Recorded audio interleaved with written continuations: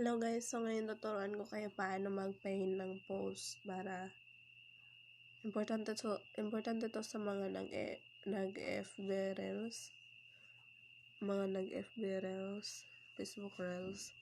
So punta tayo dito sa ating profile, check muna natin. Wala siyang naka-paint na post.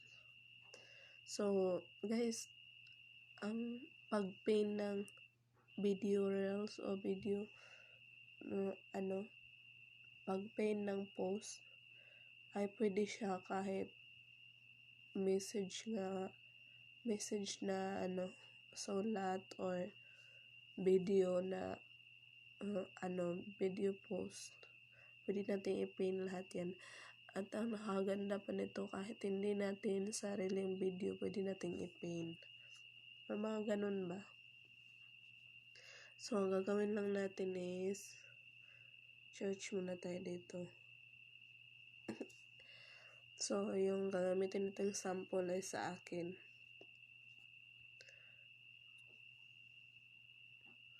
Pindutin lang natin tong more. Ito pala yung Facebook page ko. Ayan. Tapos, pindutin natin tong more para sa ating sample na gagawin. So, yung gagawin natin is mag-share lang muna tayo ng video nito. Ay, huwag na lang yan. Siguro, ito na lang.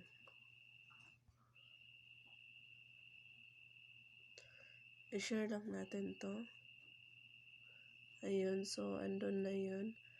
Mag-share pa ulit tayo ng iba. I-share lang natin yan. Ayan din, i-share natin. Pipili lang tayo dun kung alin yung ipipin natin.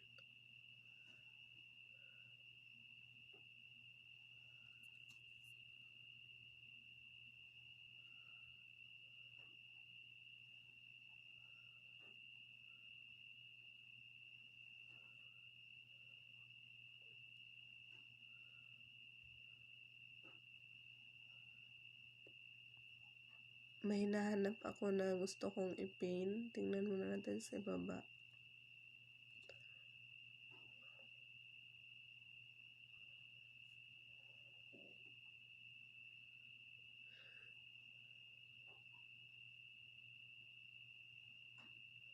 So, ito, i-paint na lang natin to. So, ayun na. Balik na tayo sa ating Facebook. Punta tayo sa profile. Refresh lang muna natin. So, gagawin natin ngayon ay ito, pindutin natin yung video. Pindutin natin 3 tuldok.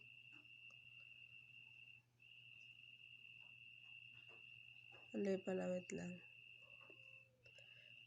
Ito guys, ito na, nakita ko na. Pindutin natin 3 tuldok. May mabasa tayo dito na pin post. Pindutin lang natin yan. So, ito na. Ito guys, naka-pin na yung post ko na share natin na post. Naka-pin na siya. So, kung gusto naman natin ay ito yung ipin natin. Kawawa naman. So, ito ipin natin. So, palitan lang natin yan. Madidiretso akyat siya sa itaas. So, ito na siya. Instead na nasa pinakahuli siya kanina. Pero dahil pinin natin siya, ayan. So, siya na yung nauna. So, ulitin natin guys. Yung gagawin natin is search lang natin yung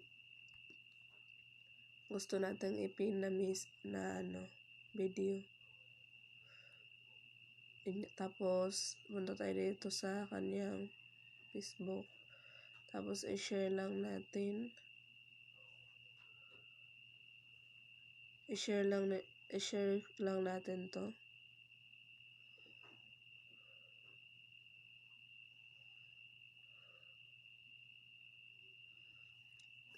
I-share natin tapos i-pin. So, So guys, advisable na makaka-pin lang tayo kapag yung gamit natin ay ang apps na Facebook apps, hindi Facebook Lite. So, ganun lang yung gagawin pag magpipin tayo ng video o post. So, balik na tayo doon. I-pin natin to ulit yung mga bagong share natin. So, yung gagawin natin, so ito yung naka-pin na. Pero mag-pin tayo ng iba. Itong nasa ibaba. Ito. Yung mga takasan sa eskwela. So, ganito raw yung future. So, i-pin natin to sila. May lesson din kasi to. Hilig yan cutting classes. So, yung future.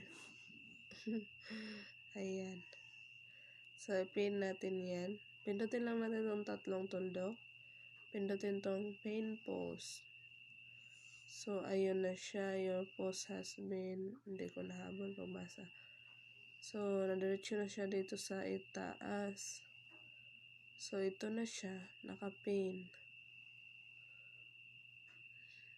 So, ganun lang, no? Ganun lang yung pag-pin ng post. So, puntahan ko ulit dito sa ibaba.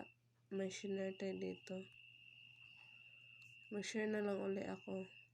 Para yun yung panatilian kong i-pin. I-pin post.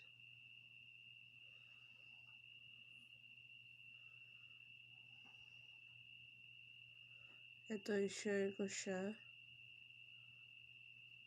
Balik na ako doon. Yun yung i-pin ko.